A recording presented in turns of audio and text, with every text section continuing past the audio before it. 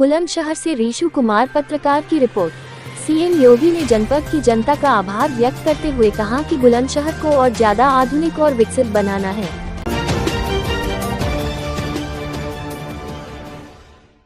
बुलंदशहर पहुंचे सूबे के मुखिया योगी आदित्यनाथ ने सबसे पहले बुलंदशहर की पुण्य धरती को कोटि कोटि नमन करते हुए कहा कि आपने पिछले विधानसभा चुनाव में 7 सीट पर भाजपा विधायक जिताकर भेजे, उसके लिए मैं बुलंदशहर की जनता का बारंबार आभार करता हूं। सीएम योगी आगे बोले कि आपने डबल इंजन की सरकार पर विश्वास जताया है, सरकार उसके अनुरूप ही विकास कार्य करेगी। आपके जनपद के जनप्रतिनिधि जनपद में विकास की बातों को अक्सर मेरे सामने रखते हैं और मैं उनकी बात ध्यान से सुनता भी हूँ। आपके विधायकों की पहल पर बुलंदशहर में नई जनरेशन के लिए विद्युत संयंत्र, कल्याण सिंह के नाम पर मेडिकल कॉलेज, नमामि गंगे के तहत योजना एवं 1 डिस्ट्रिक्ट 1 प्रोडक्ट के तहत पॉटरी उद्योग समेत सिकंदराबाद के औद्योगिक क्षेत्र को बढ़ावा देना है। बुलंदशहर में बन रहे मेडिकल कॉलेज में अब शहर के बच्चे MBBS बनेंगे, साथ ही लड़कियों के लिए विशेष रूप से नर्सिंग कोर्स भी व्यवस्था है। बुलंदशहर के बच्चों का भविष्य सुरक्षित होगा। उन्होंने कहा कि कोरोना काल में निकुंज हॉल से मैंने पहली जनसभा की थी, पर अब सरकार बनने के बाद एक बार फिर से इसी हॉल से आप सबका आभार प्रकट करने आया हूं। समाज के प्रत्येक तबके के लिए किए जाने वाले प्रयास धरातल पर उतरते दिखाई दे रहे हैं। कोरोना काल में अमेरिका जैसा बड़ा देश भी ध्वस्त हो गया था, लेकिन भारत में कोरोना महामारी के दौरान इलाज, वैक्सीन और रोजगार तक दिए गए DBT के माध्यम से जन जन को लाभ का पैसा पहुंचाया गया। तकनीक के महत्व को समझते हुए बुलंदशहर के बगल में अंतर्राष्ट्रीय एयरपोर्ट का निर्माण किया जा रहा है। बुलंदशहर के बगल में फिल्म सिटी,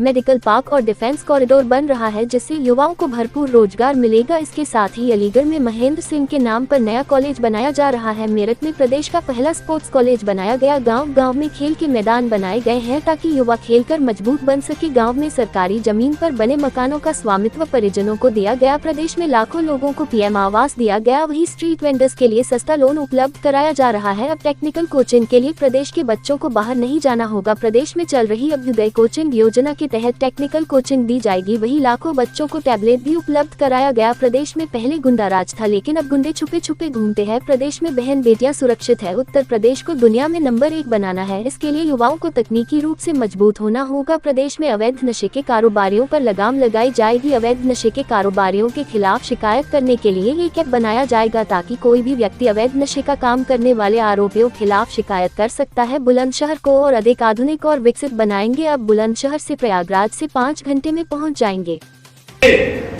आपके प्रति आभार व्यक्त करने और बुलंदशहर वासियों के प्रति आभार व्यक्त करने का अवसर प्राप्त हो रहा है।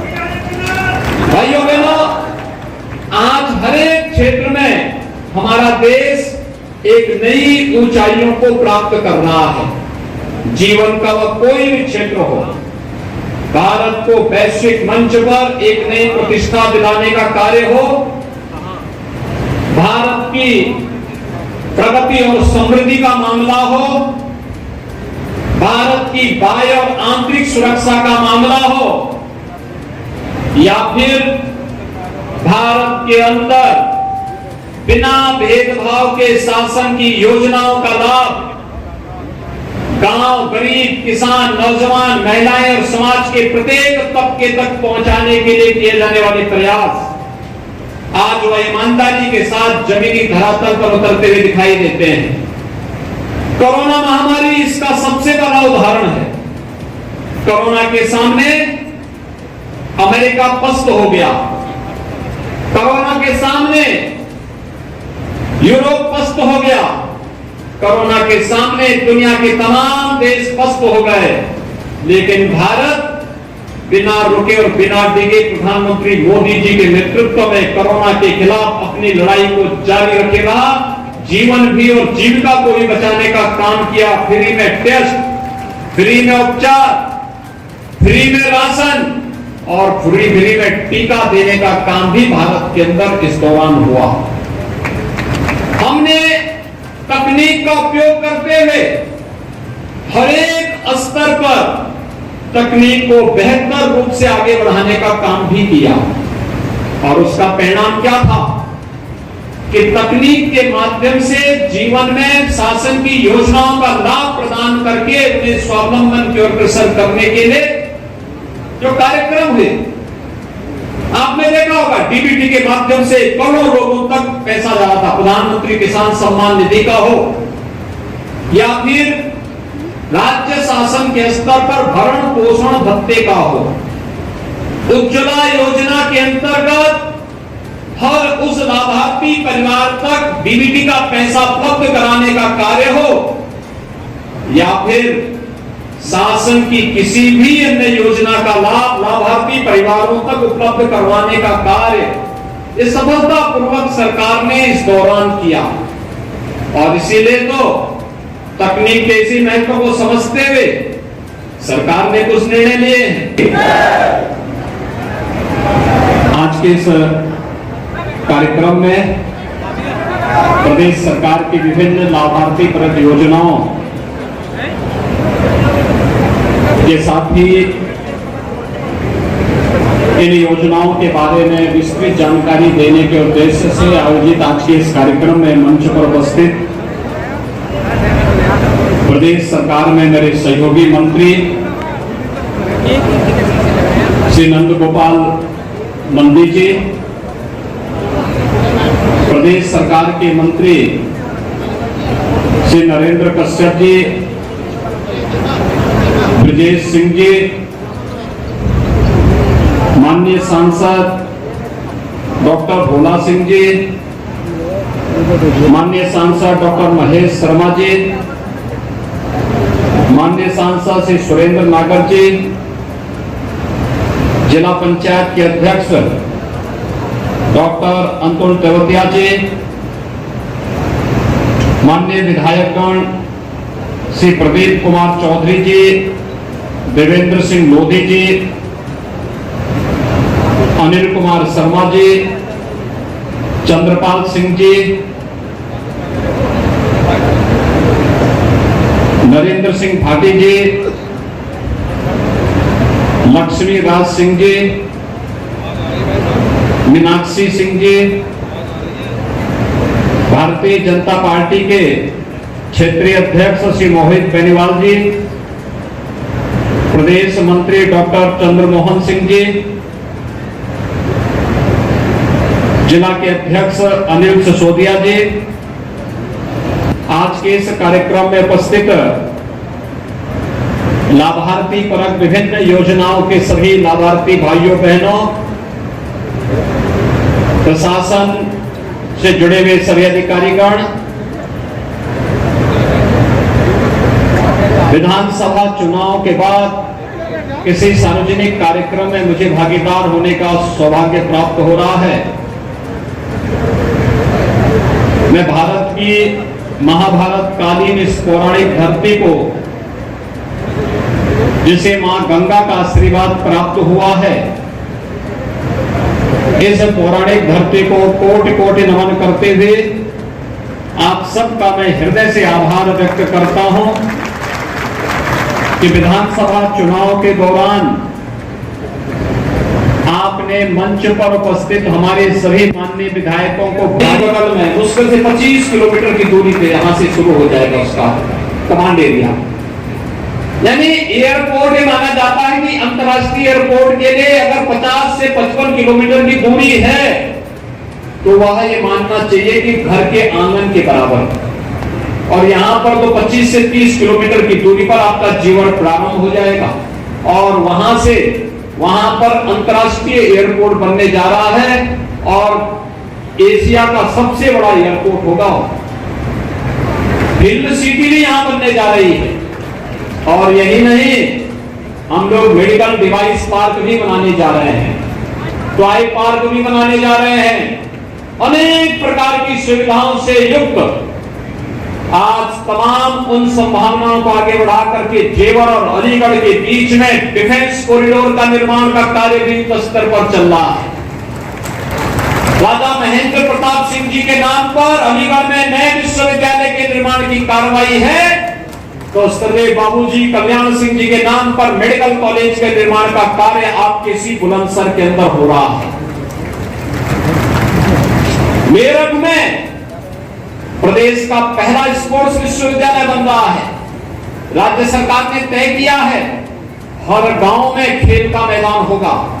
खेल के मैदान के बाहर साथ ही सटा हुआ ओपन जिम भी होगा। फ्री में जाइए, वहां पर जिम के माध्यम से कसरत करिए शरीर माध्यम और धर्म साधनम के माध्यम से कि जितने भी साधन धर्म के हैं वो स्वस्थ शरीर के लिए होते हैं और स्वस्थ शरीर को प्राप्त करने के इस अभियान का हिस्सा बनिए।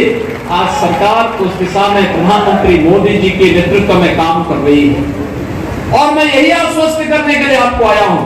आपने देखा होगा हमने प्रधानमंत्री स्वामित्व योजना के माध्यम से गांव में पुष्ट दर पुष्ट जहां पर लोगों ने मकान बनाए थे उस मकान का स्वामित्व कभी उन्हें नहीं प्राप्त हो पाया, लेकिन पहली बार जहां पर मकान है उस मकान का स्वामित्व का लाभ भी उस परिवार को उपलब्ध कराकर वो चाहे तो उस मकान की जमीन को मॉर्गेज करते हुए बैंक से लोन लेने की सुविधा भी उस व्यक्ति को प्रदान करने की सुविधा प्रदान की जा रही है। प्रधानमंत्री स्वामित्व योजना के माध्यम से संभव हो पाया है। हम लोगों ने अब तक 34 लाख ऐसे परिवारों को यह सुविधा प्रदेश के अंदर उपलब्ध करवाई है और हमारा प्रयास है कि 15 अगस्त 2022-23 तक प्रदेश के हर परिवार को यह सुविधा उपलब्ध करवाने का काम करेंगे। कभी कभी 20 घंटे लग जाते हैं, वो मात्र 5 घंटे में 5.5 घंटे में उस दूरी को आप पूरा कर देंगे और विकास के अनेक अवसर भी इस दिशा में आगे बढ़ेंगे। मैं आज के इस अवसर पर जिन विकास की तमाम योजनाओं का लाभ यहाँ के वासियों को प्राप्त होने जा रहा है हुआ है, इसके लिए मैं बधाई देता हूं।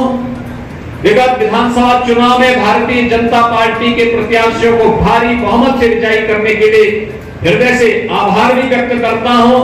अपने नवनिर्वाचित विधायकों का अभिनंदन भी करता हूं और आप सबको हृदय से आभार व्यक्त करते हुए इन योजनाओं का लाभ जिन्हें सरकार आपको उपलब्ध करा रही है, ये आप ही के द्वारा दिया गया पैसा है। सरकार इसी के माध्यम से आपको आगे देने का कार्य भी करती है।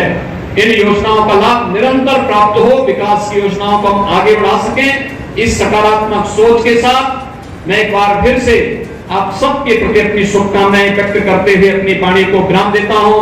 धन्यवाद। जय हिंद।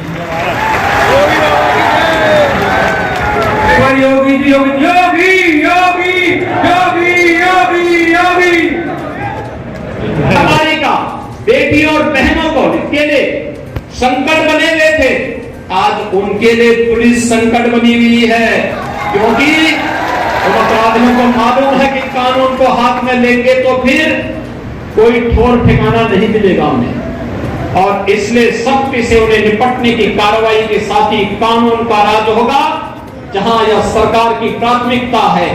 आज मैं अपने युवाओं से और बुलंदशहर वासियों से इस बारे में भी अपील करना चाहूंगा कि भाइयों बहनों, हमें एक विकसित प्रदेश बनाना है। उत्तर प्रदेश को नंबर 1 की अर्थव्यवस्था वाला प्रदेश बनाना है और इसके लिए तकनीकी दृष्टि से सक्षम हमारा युवा बने। हम देश के अंदर कहीं जाते हैं, दुनिया के अंदर कहीं जाते हैं, मैं गर्व से कहता हूं कि देश के अंदर सर्वाधिक युवा मेरे पास है और युवा देश का सबसे प्रतिभाशाली युवा है, सबसे ऊर्जावान युवा है और उस युवा पर हम गौरव की अनुभूति करते हैं। आज जब हर तबके के लिए शासन की योजनाएं हैं, इन युवाओं के हितों के लिए और इनके उज्जवल भविष्य के लिए आवश्यक है कि अवैध रूप से नशे के कारोबार में लगे हुए उन माफियाओं के खिलाफ बहुत सघन कार्रवाई को आगे बढ़ाने की आवश्यकता है। और इसके लिए मैं आप सबका आह्वान करूंगा कि अवैध शराब के धंधे में लिप्त, अवैध ड्रग के धंधे में लिप्त, अवैध उन कार्यों में लिप्त जो युवाओं के भविष्य के साथ खिलवाड़ कर रहे हैं, उनके खिलाफ निर्णायक लड़ाई आगे छेड़ने की आवश्यकता है। हम बहुत शीघ्र इसका एक पोर्टल विकसित करने जा रहे हैं। मैं आह्वान करूंगा कि कहीं इस प्रकार का कोई तत्व इस प्रकार के अनैतिक और अवैध कृत्यों में लिप्त है, इसकी जानकारी दीजिए और जो भी उसमें लिप्त होगा उसके खिलाफ बहुत सख्त कार्रवाई करने की कार्रवाई हम राज्य सरकार के स्तर पर प्रारंभ करने जा रहे हैं। क्योंकि नशा व्यक्तित्व को पूरी तरह नष्ट करने का कार्य करता है, उससे हमें बचना होगा, बचाना होगा, अपनी युवा पीढ़ी को बचाना होगा। और इसीलिए मैं आज आपका आह्वान करूंगा इस अभियान के साथ हम जुड़े, विकास की एक सकारात्मक पहल को आगे बढ़ाएं। बुलंदशहर विकास की जिन नई बुलंदियों की ओर छोड़ा है, हमारे जनप्रतिनिधियों ने उसके बहुत सारे प्रस्ताव प्रस्तुत किए हैं। मैं आप सबको आश्वस्त करता हूं कि जो आपके द्वारा चुने गए जनप्रतिनिधि है, प्रस्ताव दिए हैं विकास के, इन सब पर एक एक करके कार्य होंगे, सबको हम पूरा करवाएंगे। बुलंदशहर को आधुनिक बुलंदशहर के रूप में स्थापित करेंगे, बुलंदशहर को एक विकसित बुलंदशहर के रूप में विकसित करेंगे। और बुलंदशहर में तो गंगा एक्सप्रेस वे भी बुलंदशहर से